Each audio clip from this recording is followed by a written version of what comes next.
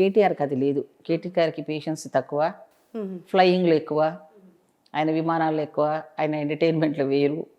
ఈయన ఏంటంటే పీఠం ఆశ ఉన్నాయి ఈయన. పక్కనే ఉండి మామ అంటే మామను మించిన అల్లుడిలాగా అనమాట హరీష్ రావు. చాలా అపర అపర అపర కుటిలమైన బుద్ధి ఉన్నాడు. నా కేసీఆర్ని కూడా ఒక్కోసారి మభ్య పెట్టించేసి ఆయన ఏదన్నా చేయగల సమర్థుడు నాకు తెలిసినంత వరకు. దానికి ఒక ఎగ్జాంపుల్ చెప్తాను నేను హుజురాబాద్ ఎలక్షన్స్లో క్యాంపెయినింగ్కి వెళ్ళాను. వెళ్తే అన్ని పార్టీలలో వెళ్ళాలి, తిరగాలి, ఓట్ల కోసం తిరుగుతాం, వెళ్తుంటాం. హరీష్ రావు ఏం చేశాడంటే చెక్ పోస్టులు పెట్టుకున్నాడు.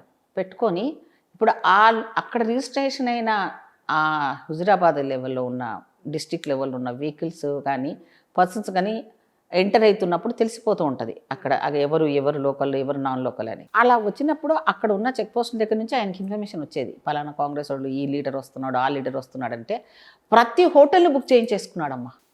ఎక్కడ హోటల్స్లో కూడా మేము వెళ్ళి కాంగ్రెస్ వాళ్ళు ఉందామంటే హోటల్స్ని మొత్తం అక్కడ ఏవైతే ఆ ఎలక్షన్ కోడ్ ఉన్న ప్లేస్ మొత్తం హోటల్స్. అండ్ రెండోది ఇంకోటి తెలుసా, కార్లు ఎవరెవరు వస్తున్నారు, ఎవరెవరు పోతున్నారు, కార్ నంబర్ నోటీస్ పెట్టుకోవడం. మూడోది ఇంకా పెద్ద జోక్ ఏంటంటే ఇప్పుడు సపోజ్ నేను ఒక నాయకురాలిని అయినప్పుడు కూడా నువ్వు నా చెల్లెవో అక్కవో అప్పుడు ఉంటావు, నేను అక్కడికి వెళ్ళాలిగా, మా చెల్లెలు ఇంటికి వెళ్ళి పలకరించి రావాలి కదా, ఓటు వేస్తుందా వేదా కానీ నా బ్లడ్ రిలేషన్ దగ్గర నేను వెళ్ళాలిగా. వాళ్ళకి ఈయన ముందే వెళ్ళేసి వార్నింగ్ ఇచ్చేసి వచ్చాడు.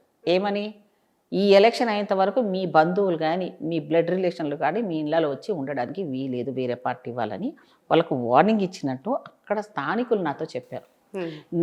నేను కూడా ఎలక్షన్లో తిరిగితే నా కార్లో తిరగనివ్వలేదు నన్ను. వాళ్ళు వేరే కార్ని తీసుకొచ్చి ఆ లోకల్ ఉన్న కారు వాళ్ళు వచ్చి నా ఫ్యాన్స్ పార్టీ అభిమానులు వేరే అక్కడ లోకల్ ఉన్న కార్ని తీసుకొచ్చి నన్ను ఎక్కించుకొని అక్కడ నియోజకవర్గంలో తిరగాల్సి వచ్చింది.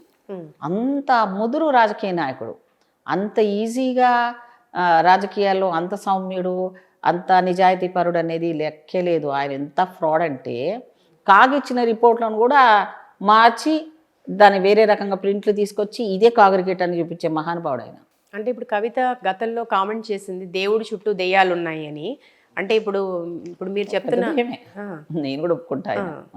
అంటే పదే పదే హరీష్ రావు పేరే తీసుకోవటం ఇప్పుడు ఎట్లా అంటే అమ్మా, ఇప్పుడు రీసెంట్గా కూడా శాసన మండలిలో కూడా నేను చెప్పాను ఆల్రెడీ గతంలో హరీష్ రావు పేరు అని చెప్పి క్లియర్గా చెప్తోంది కదా. ఇప్పుడు అది హరీష్ రావు గురించి దగ్గర ఉండే ఇక్కడే ప్రశ్న వస్తుంది పుష్పలీల్ గారు. ఎందుకంటే గత ముఖ్యమంత్రి కుమార్తె కవిత, సో కవితే బీఆర్ఎస్ మీద ఇటువంటి తీవ్ర స్థాయి కామెంట్లు చేయడం అనేది ఖచ్చితంగా సీరియస్గా తీసుకోవాల్సిన అంశం 100%. ఎందుకంటే కొన్ని అంశాలు ఆమె చెప్తున్నప్పుడు కొన్ని జనాలకు నిజమే కరెక్టే అనిపిస్తున్నాయి, కొంత బెటర్, కానీ మొత్తము అప్పుడెందుకు అడగలేనది ఒకటి ప్రశ్న మాత్రం వస్తుంది.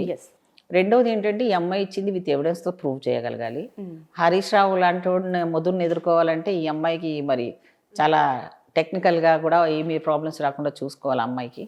మేము సమాధానం చెప్పడంలో అసెంబ్లీలో చూసావుగా రేవంత్ రెడ్డి గారిని తక్కువ అంచనా వేసుకొని మాట్లాడడం కానీ ఏదో చేసినప్పుడు డెఫినెట్గా దానికి సమాధానం చెప్పి వదిలిపెట్టాడు ఆయన. అన్నీ కూడా మేము ఇక్కడ హౌస్లోకి రమ్మంటున్నాం, హౌస్లో మాట్లాడమంటున్నాం, వాళ్ళు వెళ్ళి పార్టీ ఆఫీస్లో ప్రజెంటేషన్ చేసుకుంటున్నాడు అని చెప్పేసి మాట్లాడాడు. అక్కడే తెలిసిపోతుంది హరీష్ రావు ఎంత సమయస్ఫూర్తితో ఎలా తప్పు చేసి తప్పించుకోవాలని హరీష్ రావుకు తెలిసినట్టుగా ఇంకెవరికి తెలియదు.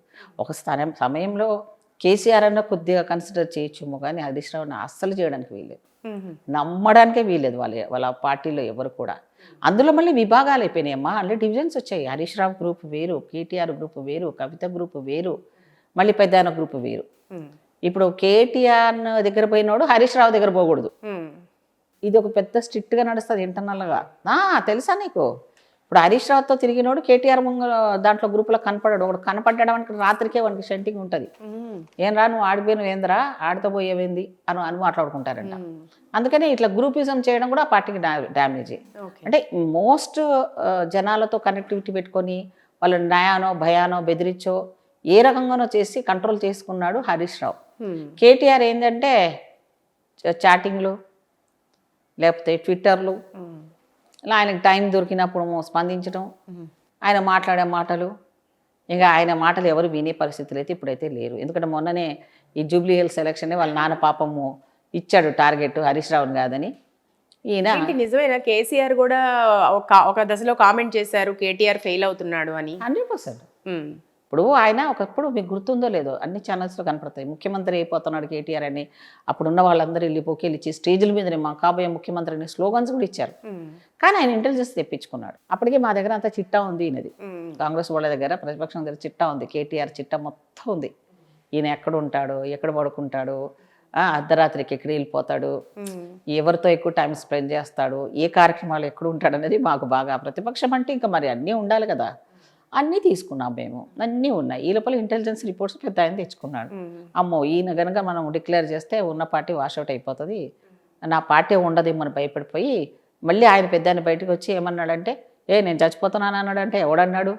నాకేమొచ్చింది, నాకేం హెల్త్ ప్రాబ్లం ఉంది, నేను బాగానే ఉన్నాను కదా, ఎవరో ఉన్న ముఖ్యమంత్రి అని మీరే డిక్లేర్ చేసుకుంటారా అని ఆయన క్లిప్పింగ్స్ కూడా దొరుకుతాయి మీకు. అంటే అక్కడ స్థితి చేయి దాడిపోతుంది.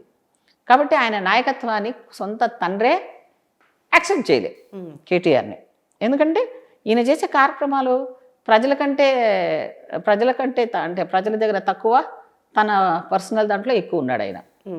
హరీష్ రావు అలా కాదు, ఎప్పుడు ఆ సీటు ఖాళీ అవుతామా, వీళ్ళ మధ్యలో ఎలా గొడవలు పెట్టిద్దామా అని వీళ్ళ మధ్యలోని అన్నీ క్రియేట్ చేసేసి అన్న మీద చెల్లికి, చెల్లి మీద అన్నకి అట్లా చేశారని, ఆ ఇంటర్నల్ ప్రాబ్లమ్స్ అంతా సృష్టించింది ఈయనే అని.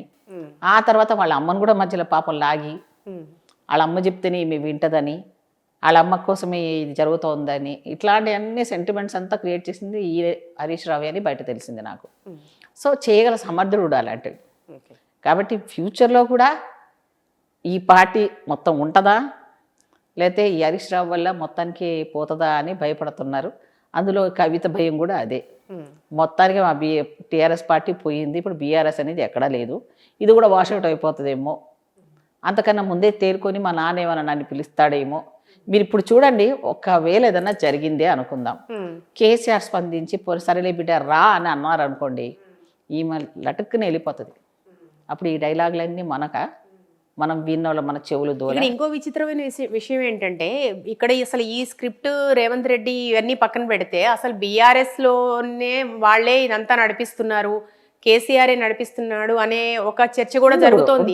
ఉంటది. ఎందుకంటే వీళ్ళంతా కలిసి ఒక పొలిటికల్ డ్రామా సృష్టిస్తున్నారు, హై డ్రామా జరుగుతుంది.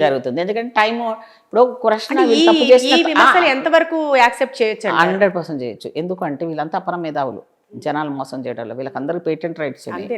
నేను అదే చెప్తున్నాను. ఇప్పుడు డైవర్షన్ పాలిటిక్స్ చేయాలి అంటే ఇప్పుడు వీళ్ళు చేసిన తప్పుల మీద మనం అసెంబ్లీలో అడగాలి.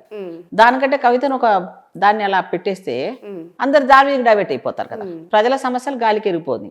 అందుకని ఇది ఒక రకంగా ప్లాన్ కూడా అని కూడా జనాలకు డౌట్ వస్తుంది, మాకు కూడా వస్తుంది. అవును, బలంగా చర్చ జరుగుతోంది. ఎందుకంటే ఇప్పుడు వీళ్ళు చేసిన తప్పులు అడగకుండా టైంను కిల్ చేయాలి, జనాలు మైండ్ సెట్ను డైవర్ట్ చేయాలి. ఇది వాళ్ళ పాత్ర కూడా ఉండొచ్చు, నేనైతే బాగా నమ్ముతున్నాను. ఎందుకంటే ఇవన్నీ కూడా